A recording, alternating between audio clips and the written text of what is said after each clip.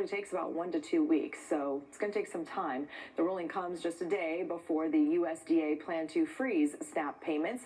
25 Democratic states, including California, sued to keep the program funded. Tomorrow, health insurance season begins. It's the first day of open enrollment. Premiums for people who are covered through the Affordable Care Act are in for a little bit of sticker shock. Experts say costs are expected to rise by nearly 30%. It's the largest increase in costs since the law went into effect more than a decade ago. Experts say it's due to rising premiums and the end of enhanced subsidies. I have people who are sitting at home in Massachusetts right now looking at their new healthcare premiums and trying to decide between healthcare and rent. More than 24 million people get insurance through the Affordable Care Act. Enrollment goes until January 15th. Well, it is one of the largest Atlantic hurricanes ever recorded. Melissa was weakened today, but still remains a threat as it approaches Bermuda now. The storm has already caused widespread destruction across a number of Caribbean islands as 39 people have died across Haiti, Jamaica, and Cuba. George Solis is in Jamaica, where the damage is overwhelming.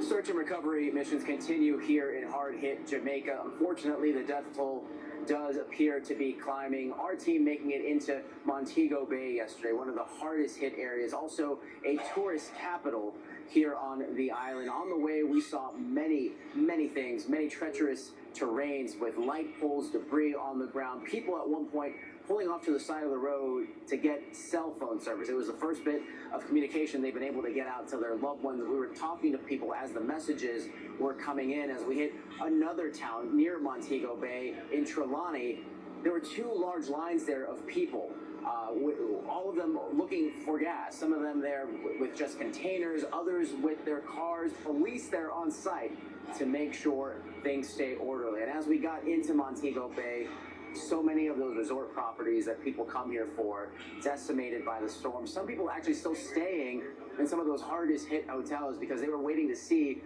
when they could get a flight out of Montego Bay. So they're essentially stranded there. Many checking flights daily, many seeing if they can fly out of Kingston. A lot of flights coming in now, some of the relief flights in commercial, but still, it is going to be some time for those that need access to any of those flights. Officials saying specifically about the Montego Bay Airport, it's going to be a phased reopening, but it might take weeks for it to be fully operational. And here on the ground, the work to get aid into some of the hardest hit communities already underway. Organizations like Global Empowerment Mission already starting to coordinate and get resources staged to get it into those areas that are going to need it the most. Back to you. Governor Gavin Newsom has deployed 34 members of Los Angeles County's search and rescue team to Jamaica to help out. The firefighters, paramedics, structural engineers, and 4 search dogs. They'll bring with them 42,000 tons of equipment to help with those recovery efforts. We won't know the full extent of